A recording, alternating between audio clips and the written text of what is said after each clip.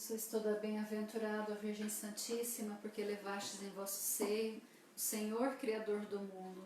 Destes a luz a quem vos formou, e sois Virgem perpétua. Alegrai-vos, Virgem Maria, alegrai-vos 1000 vezes.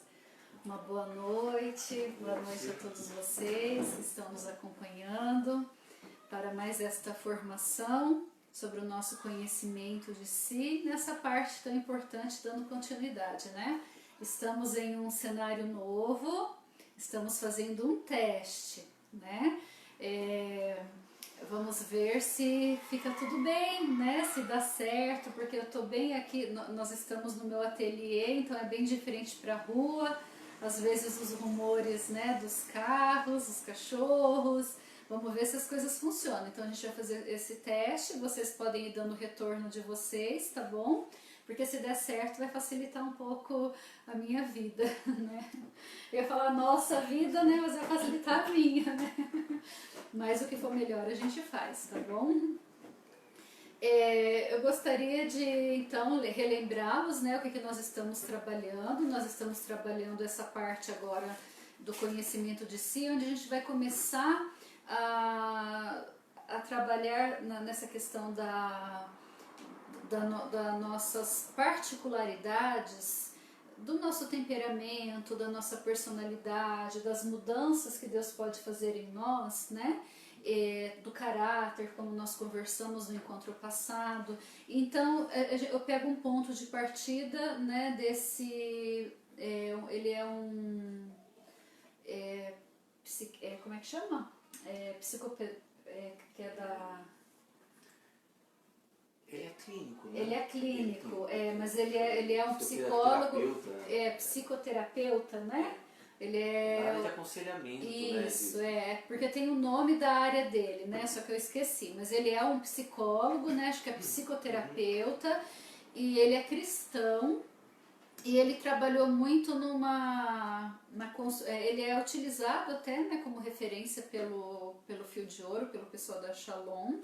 E ele tem uma carreira muito bonita de ajudar as pessoas a deixarem ser guiadas e dominadas pelo Espírito Santo de Deus. Então, assim, né, dentro de todo o nosso processo formativo, eu achei muito importante para a gente pegar elementos do que ele criou, do que ele desenvolveu na sua terapia, na sua forma de ajudar. Foram muitas pessoas ajudadas no decorrer da carreira dele. Ele escreveu muitos outros livros, fez muitas outras coisas importantes, sempre trazendo essa visão cristã, né, para o meio, essa visão de como ser dominado pelo Espírito Santo de Deus. Então nós falamos um pouco sobre isso no encontro passado, né, e demos a introdução, a apresentação sobre uma técnica que ele desenvolveu, que é uma técnica que teve bastante resultado, né, entre os pacientes dele, entre as pessoas de grupos de aconselhamento, que foi a bússola do eu.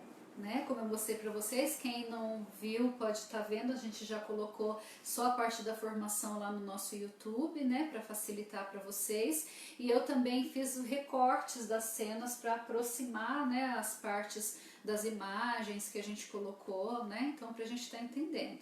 Então hoje a gente vai aprofundar um pouquinho, bater um papo mesmo, conversar sobre essa questão da bússola, né? Quais são os pontos, a bússola é uma comparação, então você pensa numa bússola onde ele tem os pontos cardeais, né?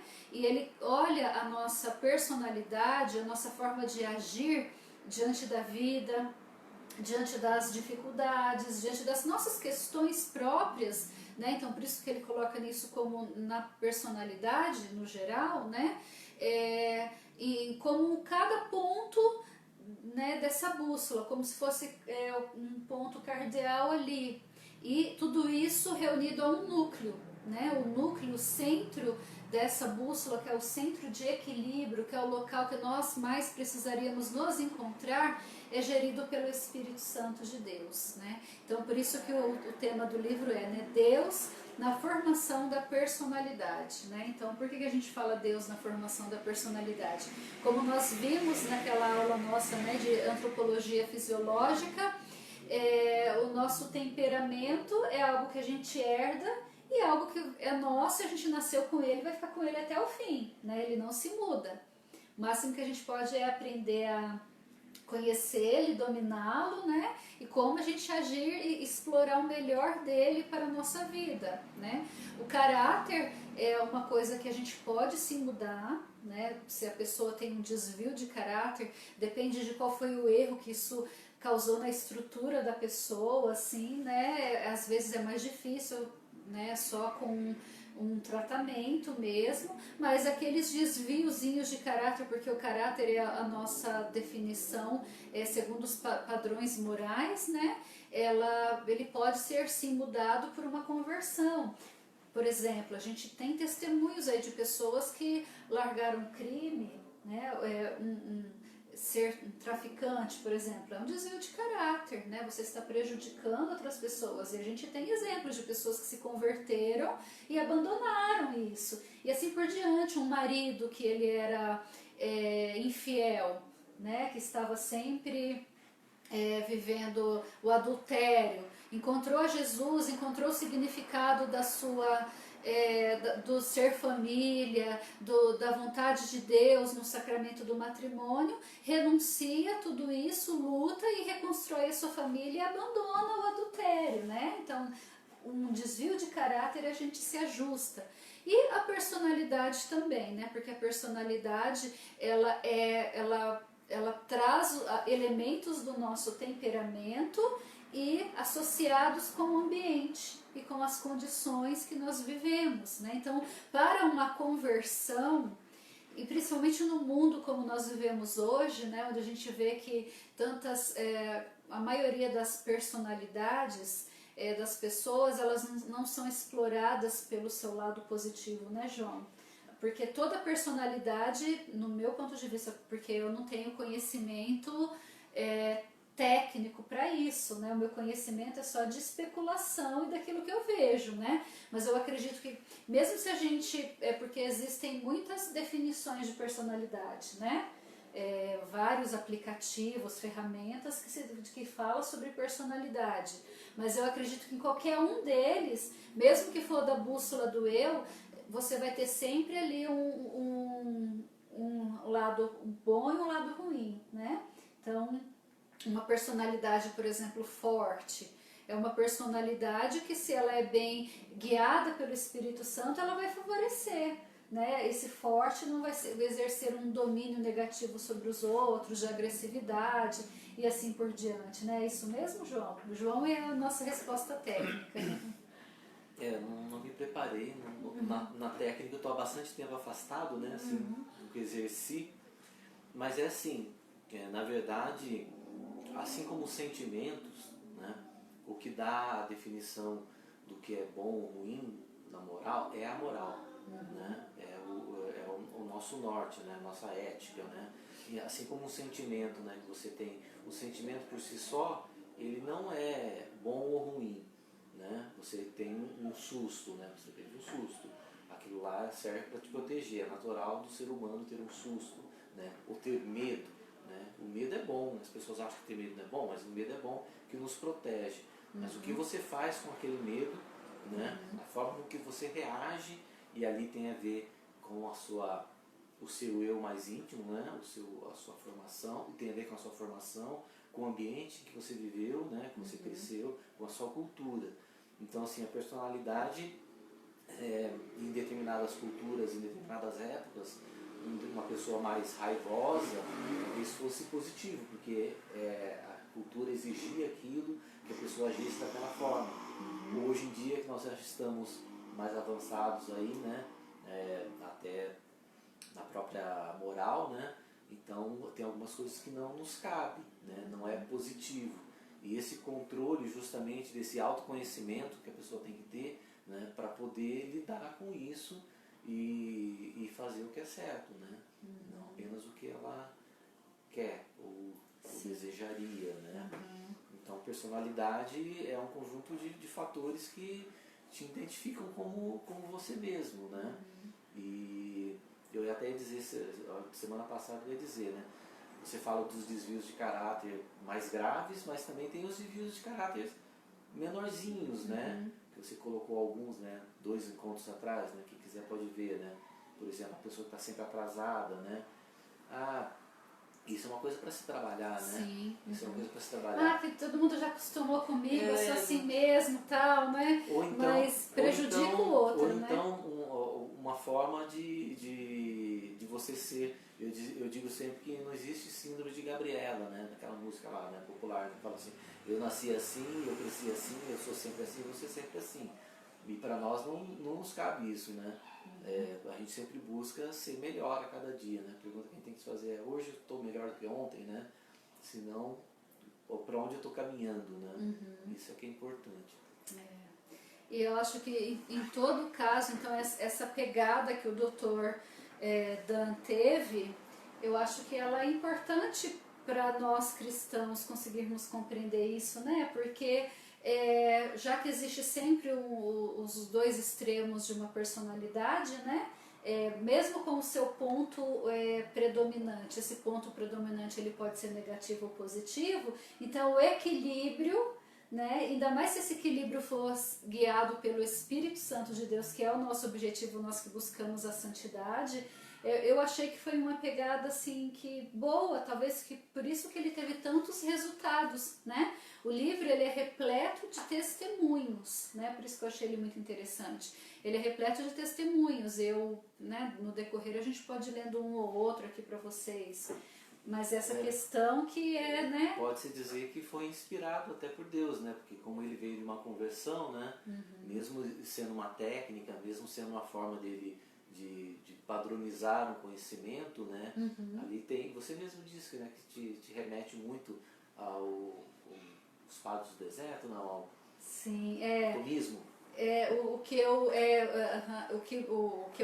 A personalidade que me remete muito aos padres, o estudo, né, o aplicativo de personalidade que me remete aos padres do deserto é o Enneagrama, né? Mas essa forma que o Dr. Dan coloca sobre dividir a personalidade em 4 campos me chama um pouco a atenção de São Tomás de Aquino, né? Porque está no centro da alma que Deus se encontra, então que é o nosso contato com este Deus que está no centro da nossa alma, ele pode transformar a nossa vida. Então ele mesmo cita isso, né? Ele fala uma parte sobre o coração, que o coração, como a Bíblia, é o centro da alma, é o lugar mais profundo, né,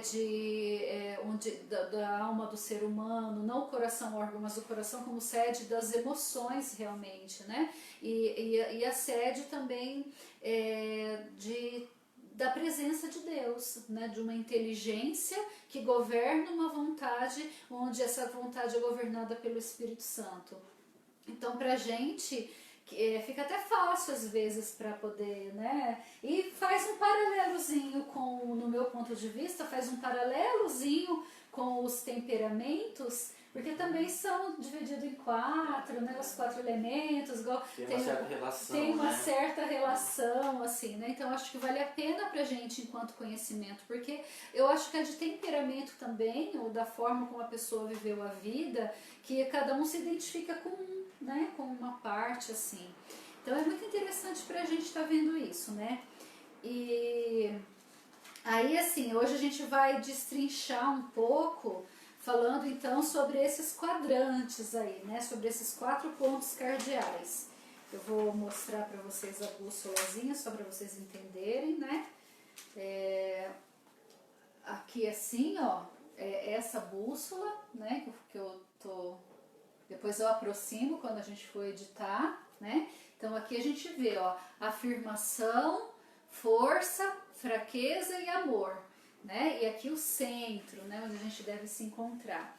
Então hoje a gente vai começar porque, por exemplo, assim, segundo a perspectiva do Dr. Dan, em cada momento da nossa vida, e aí é legal assim, né? Que às vezes o trauma da tua vida pode ter te levado para você ficar durante anos da sua vida preso num quadrante ali, né? E aí e isso determina muito do seu comportamento, da sua ação, da sua vida. No entanto, nada impede que em outros acontecimentos futuros lá na frente você vá para outro, né? Então é importante que vocês façam uma identificação hoje, nesse momento, onde eu me encontro. Né? Ele utilizava isso para o processo terapêutico dele. Né? Então, cada paciente que entrava na sua clínica, ele faz, eu acredito que isso é por uma questão de ética, né? Ele fazia um convite. Se a pessoa não queria passar pela experiência da bússola, porque é cristã, né? Então acho que não misturam as coisas, né? Então aqueles que aceitavam, então os que eram cristãos passavam por essa identificação, em qual quadrante eu estou e por que eu estou, através dos próprios comportamentos, né? Então, a gente pega o primeiro ponto, que é o ponto cardial do amor. Né? Aí eu até dei uma explicação para vocês há umas três formações atrás e eu volto a dizer isso novamente. Nós precisamos olhar o amor aqui, né? Não de uma forma assim divina, né? Exatamente, não é o amor como objetivo máximo da nossa caminhada espiritual, que é o amor caridade, que é onde é o teto do nosso edifício espiritual. Este amor é mais aqui definido assim como um amor humano, um amor de sentir, um amor eros, por assim dizer, né? Filia ali. Passando um pouquinho para o filia, assim, né? Principalmente quando está mais centralizado pelo espírito, né? Mas é aquilo que compete muito na parte rasa mesmo, mais carnal ali do ser humano. Por que é preciso entender isso? Porque senão pode gerar confusão tanto no mandamento de Jesus, né, de amar os nossos inimigos, exatamente, de amar os nossos inimigos, ou, né, tudo aquilo que a gente precisa mais desenvolver como o amor, que é o próprio Deus, tá bom? Então, assim, esse ponto cardial do amor, que é o primeiro que a gente pega, ele desenvolve uma pessoa que está que ela está nesse ponto cardial, e ela está muito fora de ser dominada pelo Espírito Santo, ela está muito longe do seu centro espiritual, é uma das pessoas assim que vão estar, que é o que a gente ouve mais dizer no campo assim não sei, diagnóstico, não sei qual é a palavra certa, né? Mas como cristão dependente, são as pessoas que desenvolvem uma codependência, uma dependência do outro, né? São as pessoas que elas são extremamente ligadas àquilo que o outro diz, àquilo que o outro faz, elas precisam ser afirmadas o tempo todo, e isso é uma prisão, né, na vida. Até o próprio Fio de Ouro, ele tem um capítulo todo que é voltado para a codependência, né? E pega algumas coisas dos escritos do Dr. Dan, e ele fala muito sobre o quanto é uma prisão as pessoas viverem assim, e o quanto a gente não percebe que isso está relacionado, sabe, assim, em todos os tipos de relacionamento. Relacionamento entre mãe e filho, relacionamento entre marido e mulher, e principalmente nos relacionamentos entre as amizades. Santa Teresa, né, a Santa Madre do Carmelo, ela faz toda uma definição sobre isso, sobre as amizades verdadeiras, as amizades sadias, de como a gente precisa se relacionar com as pessoas, né? E uma das coisas que eu acho assim mais grave em relação a tudo isso, eu lembro que quando eu fiz o meu Fio de Ouro em 2004, que o João fez comigo, né, João? Eu acho que você fez também, 2004, e 2005 Liberdade, que aí a Cássia fez também. A Emília, ela falava, né, nessa parte da codependência, e aquilo ficou muito fixo para mim, né? Eu achei aquilo muito forte. O quanto que, em alguns casos, só se resolve isso com exorcismo. né? Aquilo me marcou bastante, né? E foi dando os exemplos dos casos. E eu fiquei pensando, né? Por que, nossa, então isso é uma coisa muito séria para se resolver só com um exorcismo. Porque aí eu fui me aprofundar, foi um comentário que ela fez e saiu ali continuando a pregação, mas aquilo me marcou, né? E eu fui me aprofundar em cima disso, procurar entender, porque eu via muitos casos de codependência, né? Porque eu tenho uma função espiritual, eu sou autoridade dentro de uma comunidade, eu tenho muitos filhos espirituais, então eu via esse relacionamento nas pessoas que eu dirijo, nas pessoas que são sobre a minha responsabilidade, e aquilo me preocupou. E o que acontece?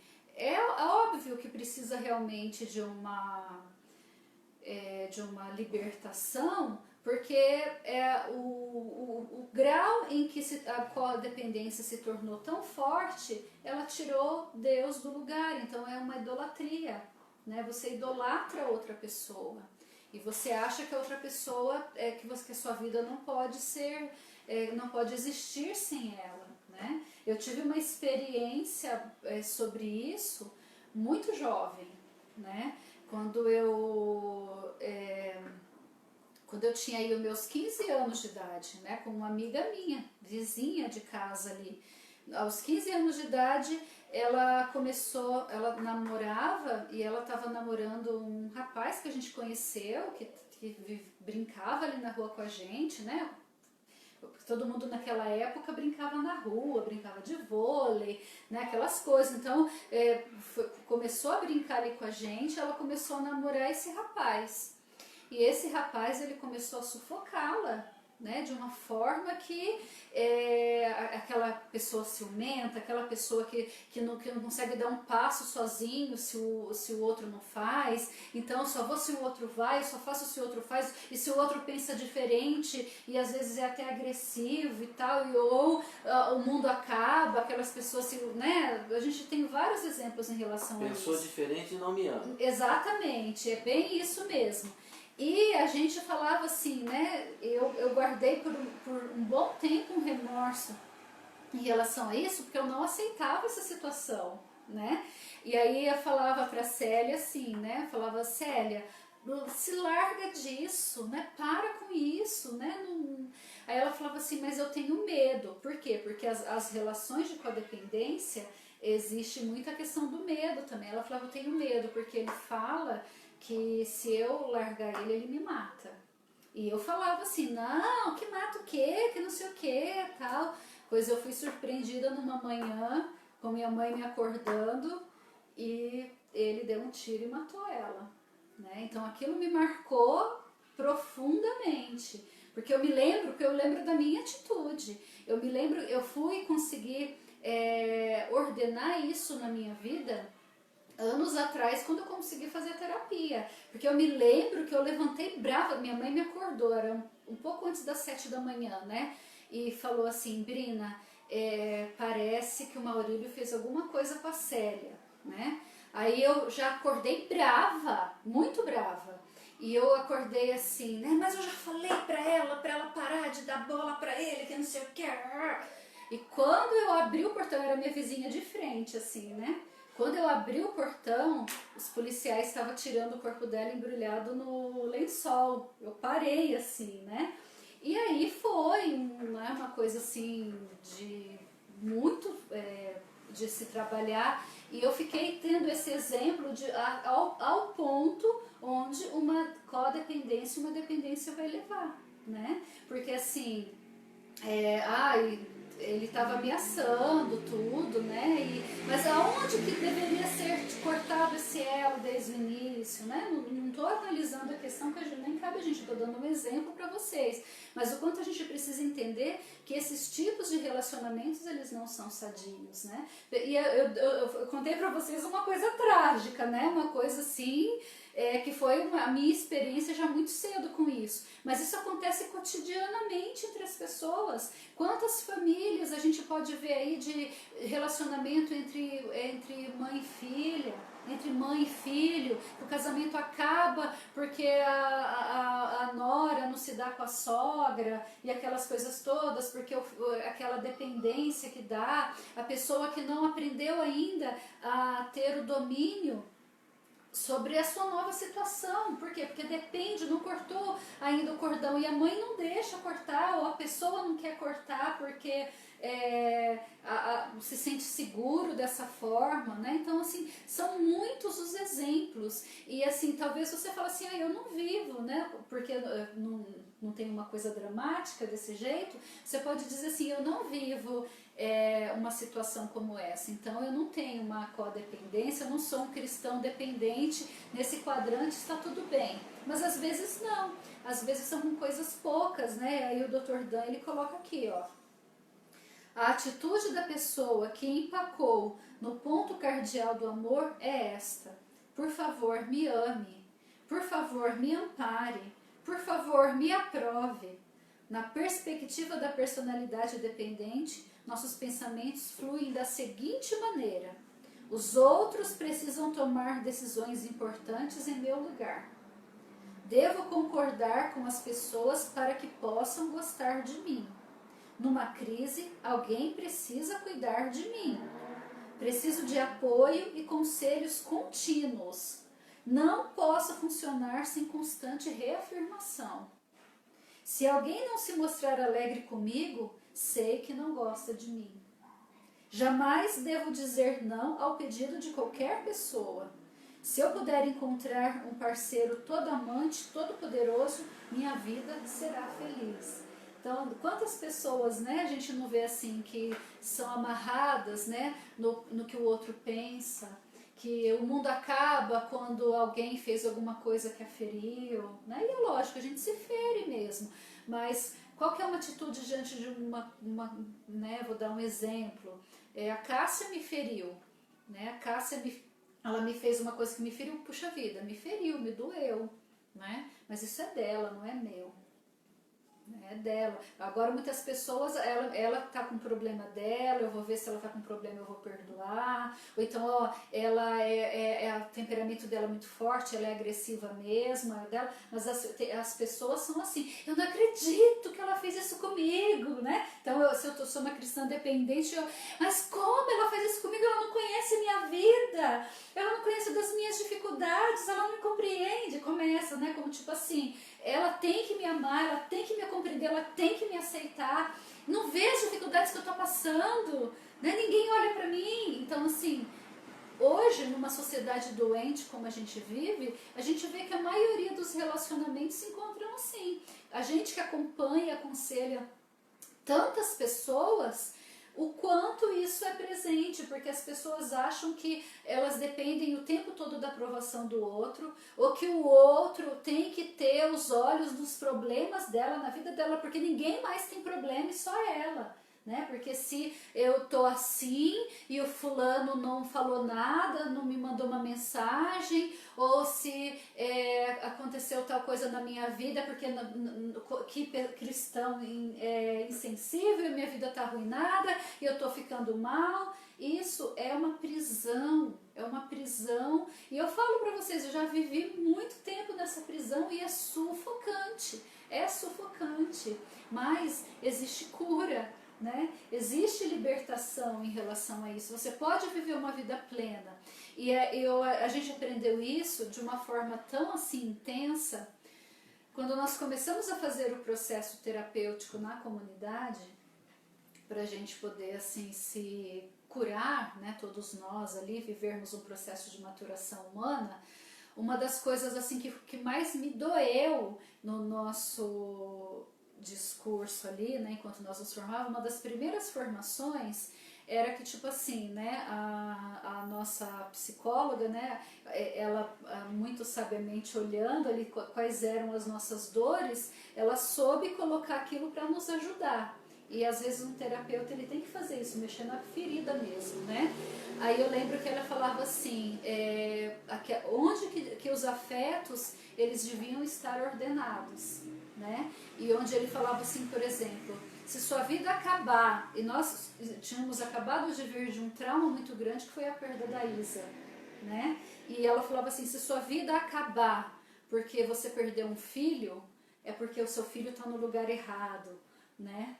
Nossa, aquilo assim, aquilo me encheu até assim de, mas gente, não sei o quê. Mas aí a gente foi compreendendo, né? Onde colocar as coisas, né? E eu fui partilhando bastante até com o Marcelo, né? Que era quem vivia tudo isso, né? E o como ele colocou, por exemplo, Deus em primeiro lugar e conseguiu passar por isso.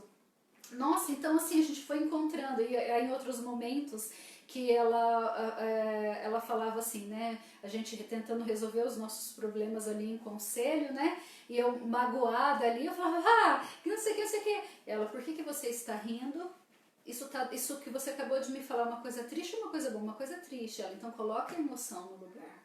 Você não está, para de sorrir. Por quê? Porque uma das características, você tem que agradecer, você tem que sorrir sempre. Você não se dá o direito de isso me magoou, isso me feriu, que nós estávamos fazendo o que você fez me feriu, né? Mas porque me fere, que não sei o que ela. Por que você está rindo? Coloque a emoção no lugar certo. Cada emoção precisa ter o seu lugar.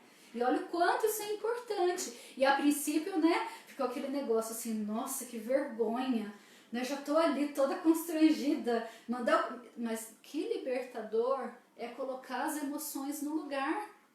Que libertador é saber que essa atitude minha estava errada, né? Que as minhas emoções estavam desordenadas, né? Então, assim, são coisas que nós precisamos avaliar em nós e entender que isso não me determina como mal ou como ruim, mas é apenas um caminho onde eu posso me encontrar com o meu centro e ser mais pleno, né, João? Até no processo de terapia ainda tem a dependência, a codependência, né? O se importar com a opinião, com o que eles vão pensar e não viver, né? O processo, né? Sim. Você dizendo da questão da cura e libertação, às vezes a sociedade não deixa, né? E torna muito místico, muitas vezes, as pessoas olham com muito místico essa coisa da cura, seja de uma doença psicológica, de uma doença até que a gente somatiza, né? A gente psicossomatiza muitas coisas no nosso corpo, né? Sim. E as pessoas muitas vezes não valorizam, não dão devido valor a isso, né? De que uma libertação, né? Um exorcismo, uma cura, pode gerar uma cura na sua vida, até uma cura física, né? Muitas vezes as pessoas, quando se libertam de uma dependência, de uma codependência, ou de alguma coisa que as escraviza, né?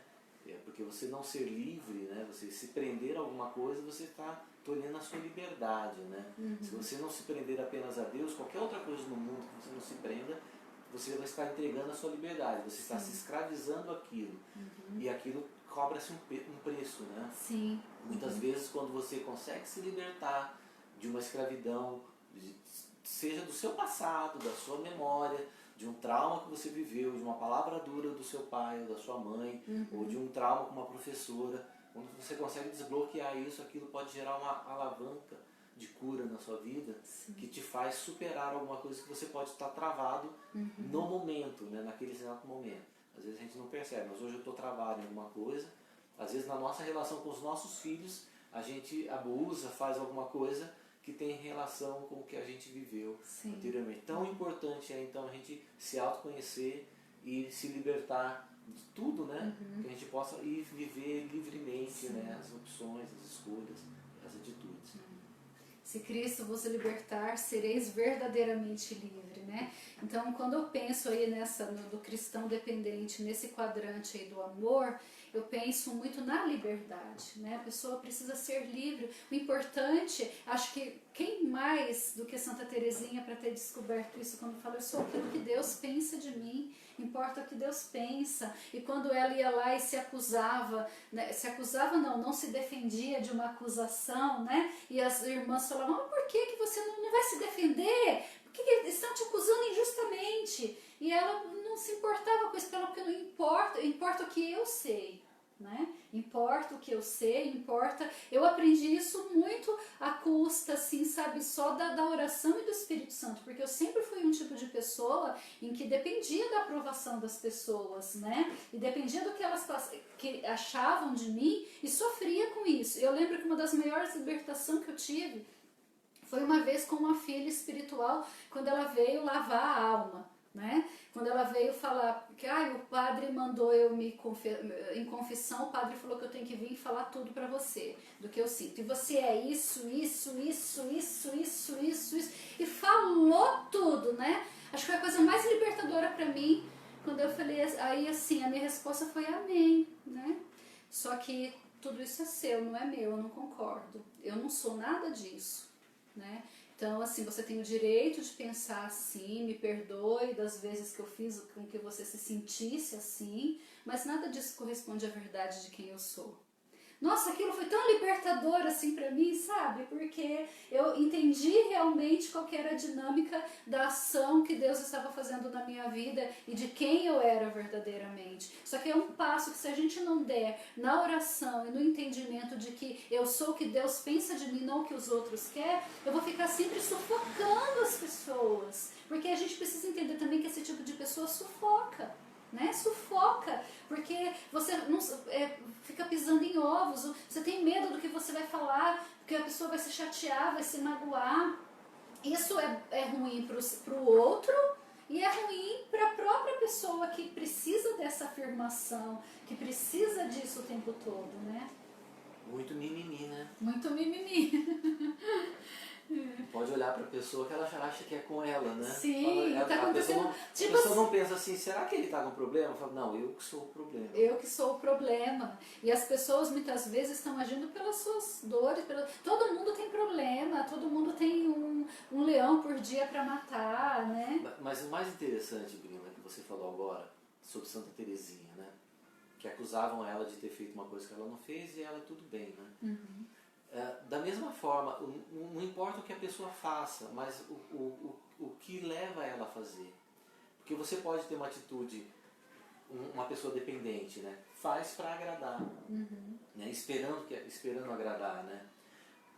Você não tem que fazer para agradar, você tem que fazer porque você acha que é certo.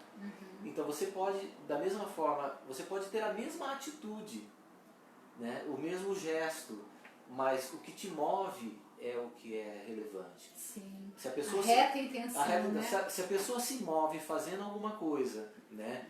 Ajudando na igreja, mas esperando que ser reconhecida, esperando, pode uma série de exemplos que a gente pode colocar, esperando ser reconhecida, e ela depende disso, né?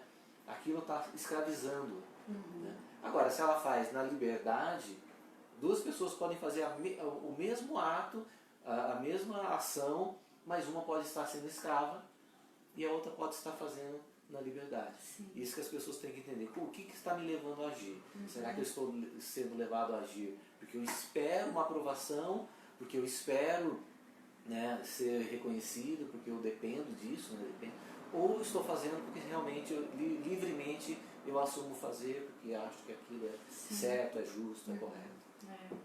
Isso é que as pessoas precisam pensar. Sim. Não é uma forma ou outra de agir, mas o que te leva a agir. A reta intenção, e só consegue saber verdadeiramente uma reta intenção de coração aquele que mergulha em si, né? Mergulha em si, que quer ser moldado por Deus. E é interessante que o livro diz, que ele fala assim, né?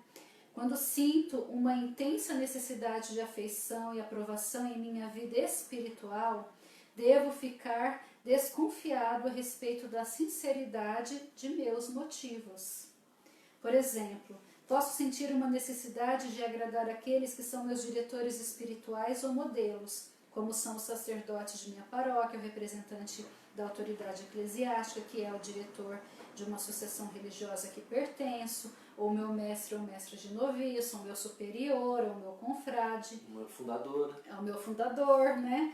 Até a minha relação com Deus, ela pode estar impregnada por essa necessidade neurótica de aprovação. Né? Então, assim, olha como que é importante a gente, aquele que busca um caminho verdadeiro, né? De busca do que Deus quer pra gente realmente, né? Ter esse relacionamento assim com Deus de forma mais livre, né? E sabendo que Deus me ama e que não escondendo quem verdadeiramente eu sou, mas me deixando ser guiado por Deus, né? E aí ele diz assim também mais pra frente, né? Quando ele fala, por exemplo, da raiva, né? Porque a raiva é um sentimento que todo mundo tem, mas como que reage as pessoas nesse quadrante com a raiva, né? A raiva que não é honestamente reconhecida ou externada vem à tona de modo inconsciente e destrutivo. Suponhamos que um homem fique furioso com o patrão por não ter lhe dado um aumento desejado. Sorri para não chorar. Aí vai para sua casa e grita com a sua mulher porque não faz a janta direito. Aí a sua mulher despeja sua raiva em cima dos filhos, xingando-os por terem deixado os brinquedos em qualquer lugar. Os filhos, por sua vez, chutam o cachorro para fora do quarto. O cachorro morde o gato da família.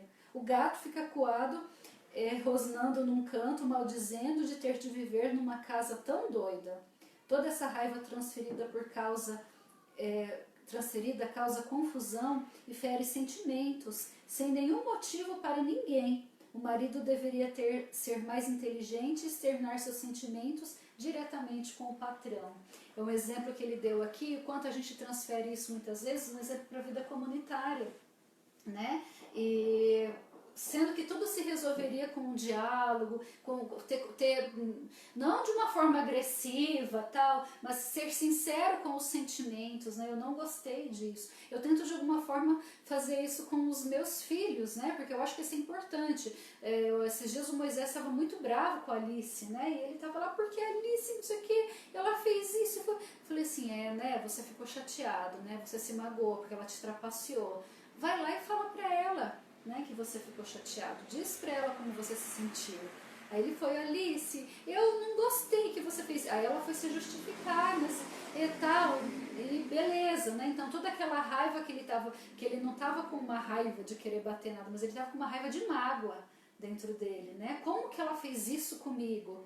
Aí gerou ele poderia ter guardado isso e revidado e feito um monte de coisa, né? Mas ele foi... Vingança. Exatamente, a vingança, mas ele foi lá e aí ouviu ela, por que ela fez aquilo, né? Então já mudou um pouco. E se aquilo se transfere, o que acontece? Na brincadeira ele começa a brigar e vai lá e bate no outro irmão, e vai lá e quebra o negócio do outro, porque é assim, então é mais ou menos essa dinâmica que a gente transfere para as nossas vidas às vezes, né? Então olha o quanto é importante a gente... o que o livro está dizendo, né? O que leva a essa atitude? Um desejo de aprovação do patrão. Por quê? Porque do patrão eu preciso ter aprovação, né? Daquela pessoa que é autoridade para mim, e aí eu transfiro, né? Então eu não gostei do que a fundadora falou, mas a minha raiva, porque para ela eu não posso externar aquilo, então eu transfiro tudo aquilo para todo mundo. Então são coisas que a gente tem que ver, né? E aí assim, queria só para que desse tempo da gente falar só um pouquinho pelo menos do outro, né? O que ele fala para acabar sobre a afirmação diplomática, né? Ele diz assim: sabemos que superamos nosso padrão de dependência. Ou seja, né, como que você pode avaliar se você conseguiu vencer essa sua dependência? Quando nos mostramos capazes de firmar o que somos conforme os passos seguintes. Primeiro passo, ser honesto com os outros, ou seja, você sempre é honesto com as pessoas sobre o que você sente, né? Externar os nossos sentimentos, a emoção ordenada, né? Igual eu que ficava rindo quando queria chorar, não é uma emoção desordenada. Então eu tenho o direito de estar triste, eu tenho o direito de estar magoada, eu tenho o direito de ter raiva também. O que eu vou fazer com aquela raiva?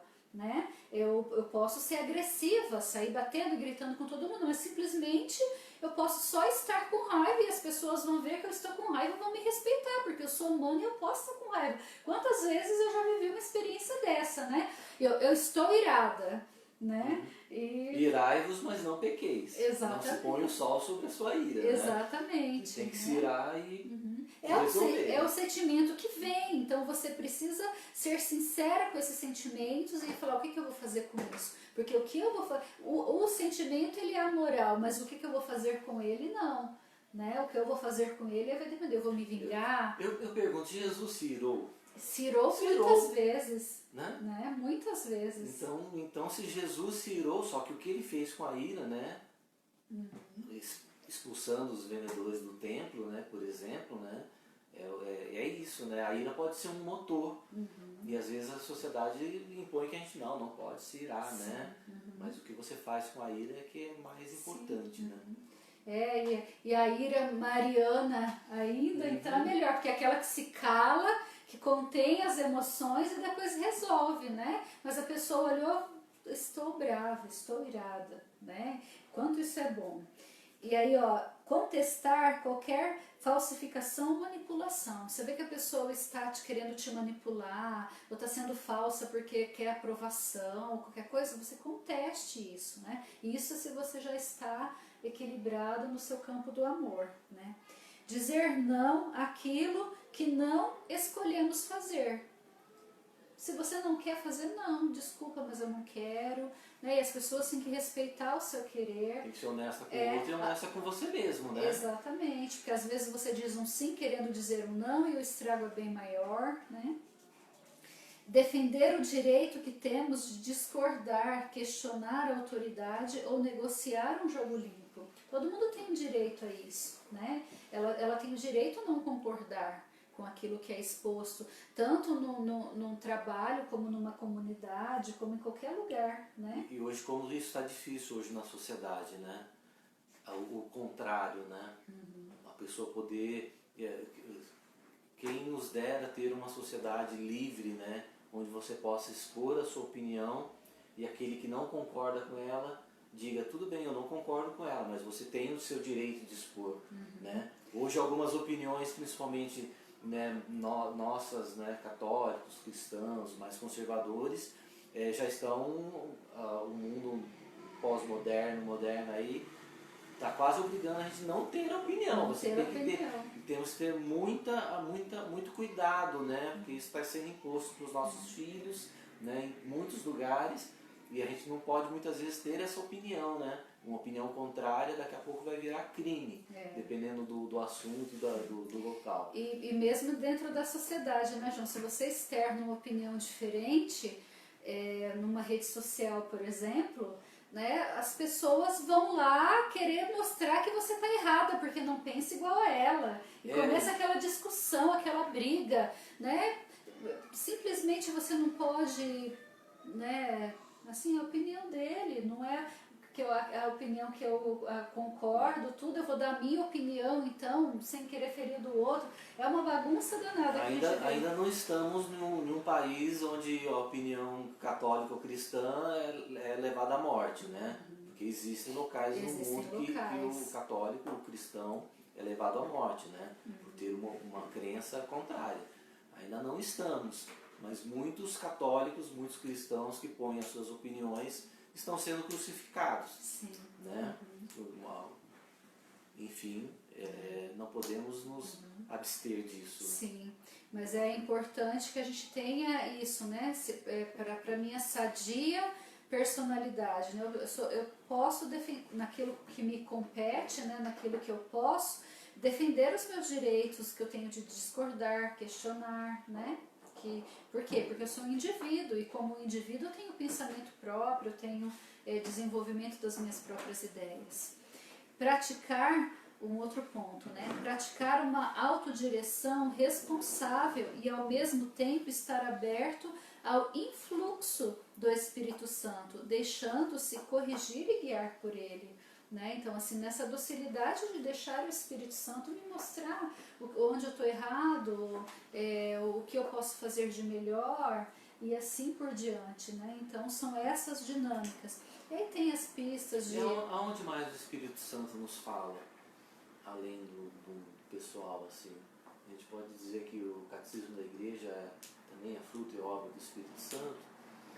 Da igreja, a palavra, a vida dos santos, a palavra de Deus confirmada pela sã doutrina, né?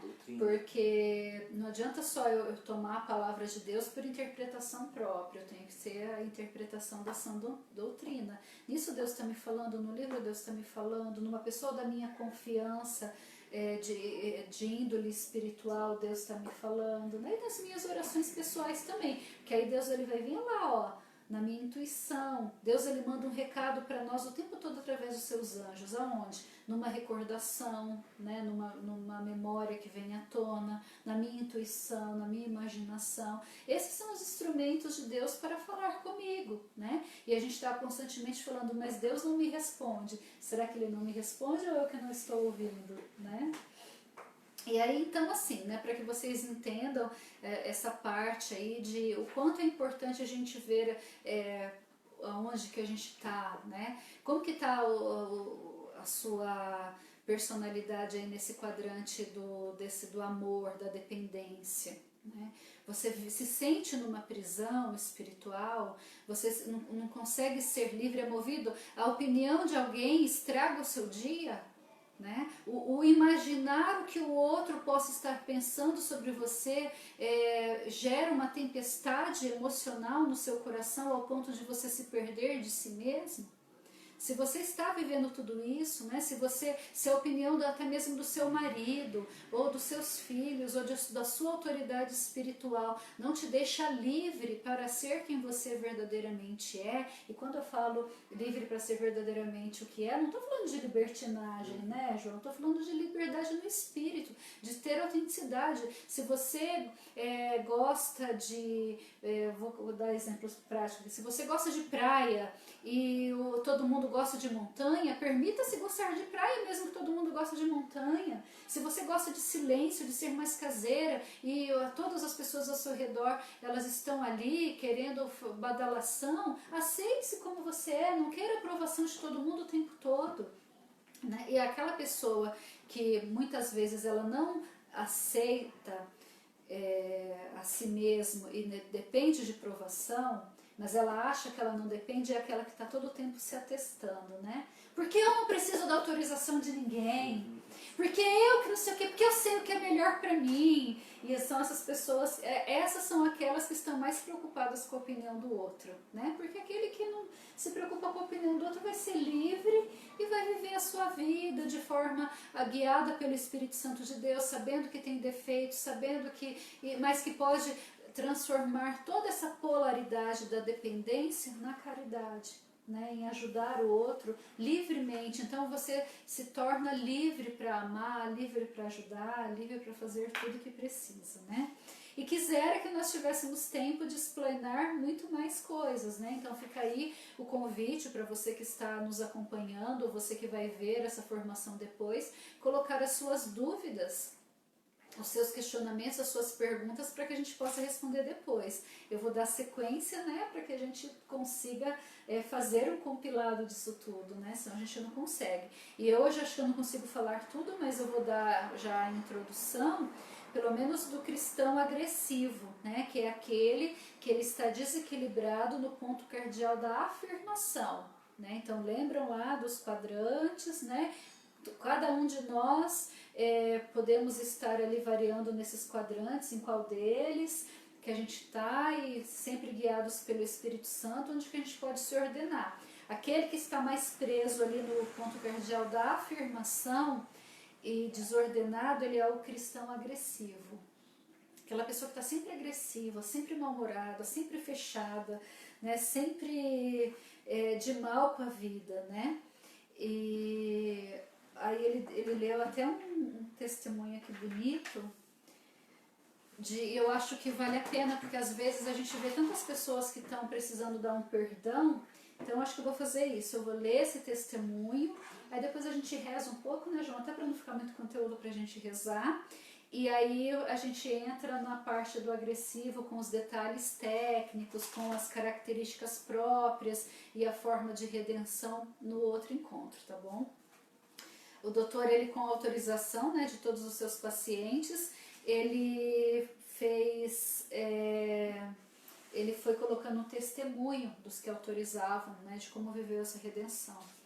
E ele dizia assim, né, Orlando vinha pelejando numa batalha praticamente perdida contra a ansiedade e a raiva. A pessoa estava tendo crise de ansiedade, estourando toda hora com os familiares, então ele resolveu fazer uma terapia para descobrir o que era, né? Seu corpo era a expressão viva da tensão que o impedia de dormir à noite. Estava tendo crises de insônia também. O padre, que era seu diretor espiritual, encaminhou-o para o aconselhamento. Logo eu descobri a origem de seu sofrimento. Orlando odiava o seu irmão mais velho. Durante a adolescência, Heitor, o irmão mais velho, costumava chamar o seu irmão mais novo de bastardo. Várias vezes o agrediu fisicamente, aumentando a vergonha que Orlando já sentia por ser apenas um enteado numa família numerosa. Quando entraram na escola primária, Heitor disse a outros colegas que chamassem seu irmão de bastardo.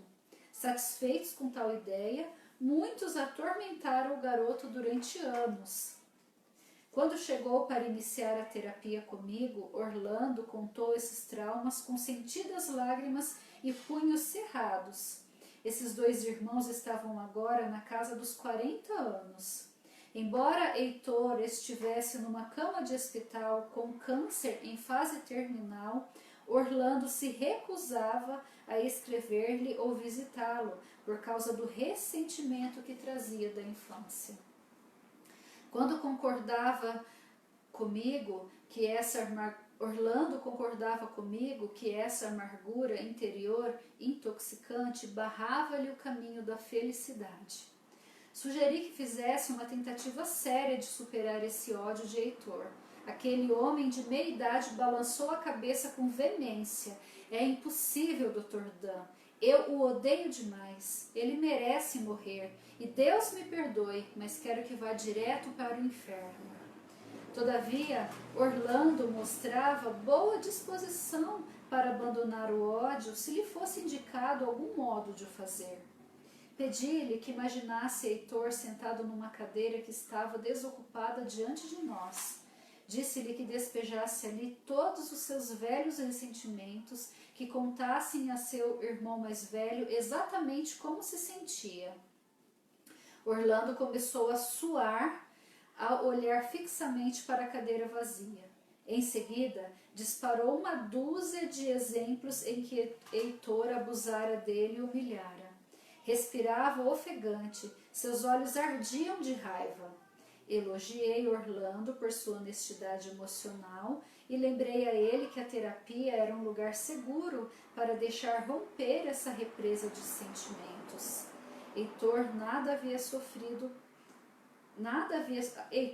o irmão mais velho, nada havia sofrido com a raiva de Orlando. Fizemos uma pausa para que ele pudesse relaxar e perceber que um reservatório profundo de emoções negativas tinha recebido um grande rombo pelo qual elas escoaram durante esse breve encontro com a imagem de Heitor. Passamos então à segunda fase de sua purificação emocional. Obteve uma nova perspectiva. Pedi a Orlando que imaginasse Heitor no hospital, em seu leito de morte. Pedi-lhe que pensasse em alguns momentos e dissesse a seu irmão alguma coisa de positivo, algo que de alguma forma fosse bom a respeito de Heitor. Orlando estremeceu. Nada há de bom em Heitor, vociferou. Repeti a pergunta. Alguma vez Heitor se mostrou bom para alguma pessoa? Enfim, Orlando acenou com a cabeça dizendo que sim. Fechou os olhos e falou ao seu irmão mais velho na cena que eu imaginava do hospital. Heitor, você fez uma boa ação cuidando da mãe quando o marido dela abandonou. Você também fez uma coisa boa, inaugurando o corpo de bombeiros da cidade e salvando não poucas vidas. Em seguida, Orlando olhou para mim e disse, é isso aí. Foi o bastante para tirar a rolha entalada no gargalho da perspectiva de agressividade de Orlando. Agora ele podia começar a transformação da negatividade para uma vida positiva. Tínhamos gerado um movimento espiritual, desalojando a pedra de ódio do centro de sua personalidade. O Espírito Santo agora podia trazer à tona novas emoções. Orlando assumiu os riscos necessários para mudar o seu orgulho e ódio com perdão e compaixão. Como você está se sentindo agora em relação ao seu irmão? Perguntei. Continua sendo um imbecil e não quero vê-lo. Isso é um pensamento. O que você sente por dentro? Procure alguma emoção nova em seu coração. Acho que sinto tristeza vendo que ele está para morrer, disse finalmente Orlando. Ótimo, isso é um sentimento. Chama-se compaixão. Agora quero mostrar-lhe como agir com este novo sentimento. Não pretendo vê-lo, protestou meu paciente. Não, você não precisa vê-lo enquanto não quiser. Eu gostaria que você fizesse algo mais. Que rezasse por ele e pedisse a Deus que perdoe a Heitor. Não consigo rezar por ele. É um homem mesquinho e ateu. Não importa. Olha, não é o que o outro pensa, é o que eu penso, né? Desça de seu pedestal e faça uma tentativa. Você não precisa gostar dele. É só pedir a Deus por ele. Eu vou tentar. Acho, porém, que não podemos pedir por alguém que odiamos. Você quer ser curado? Ele fez sinal que sim. Então vá em frente e faça uma tentativa, disse eu. Curvamos a cabeça. Meu Deus, disse Orlando. Por favor, ajudai o Heitor no hospital. Ele ajudou muito a mãe e o povo da cidade. Está para morrer e precisa do Senhor. Por favor, visita-o em seu quarto no hospital e dai-lhe vossa bênção. Amém. Ao terminar a sua oração, lágrimas corriam pelo seu rosto. Foi muito bonito, Orlando, disse eu. Por que está chorando? Porque tenho medo que Deus vá até ele e o cure, disse rindo. Por que mais motivos? Porque acho eu, afinal de contas, estou querendo que Deus o abençoe. Talvez eu mesmo vá até lá. Minha mãe é a única pessoa que o visita. E aí depois eu continuo, né? Mas olha que bonito, né, esse testemunho, assim, da gente ver que é possível eu tirar o centro, que é o ódio, que é a raiva, né, da situação.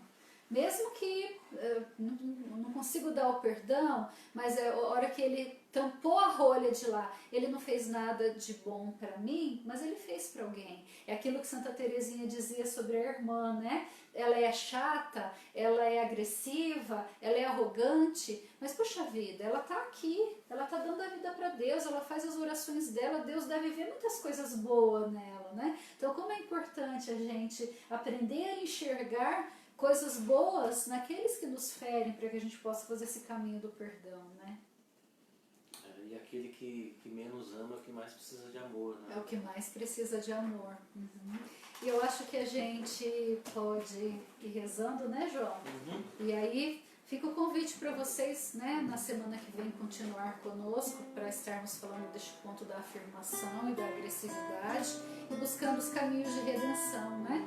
E que o Senhor ele possa acolher, né, tocar nos nossos corações, nos revelando os sentimentos, talvez características que você possa estar vivendo, como uma angústia suprema, uma preocupação excessiva em ser aprovado, pode te dar um diagnóstico de onde você está, ou você que vive ali uma raiva contida, você que não consegue dormir, que tem crises de ansiedade, talvez é um perdão que precisa ser liberado, talvez você não precisa perdoar uma pessoa, mas você precisa perdoar o próprio Deus ou a si mesmo.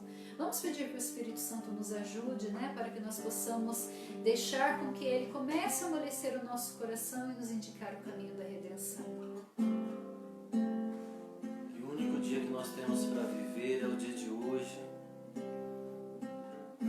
Não importa o que a vida, o que as pessoas fizeram conosco, o que importa é o que nós deixamos Deus fazer em nossa vida.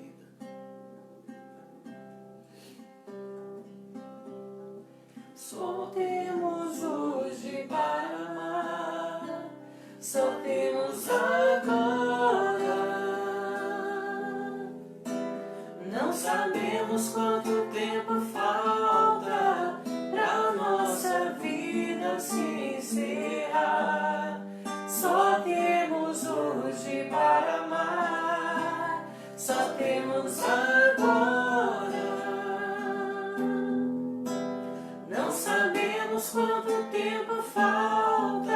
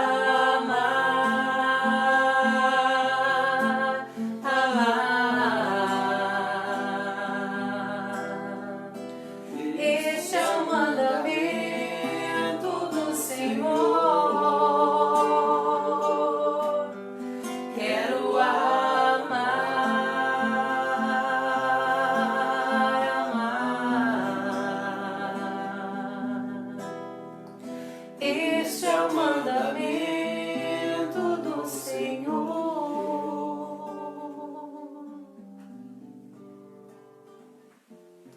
Nós te louvamos e te agradecemos, Senhor, por nos dar este mandamento do amor, por nos dar o Espírito Santo que nos coloca no centro da tua personalidade, da personalidade de Cristo, da qual nós queremos nos assemelhar.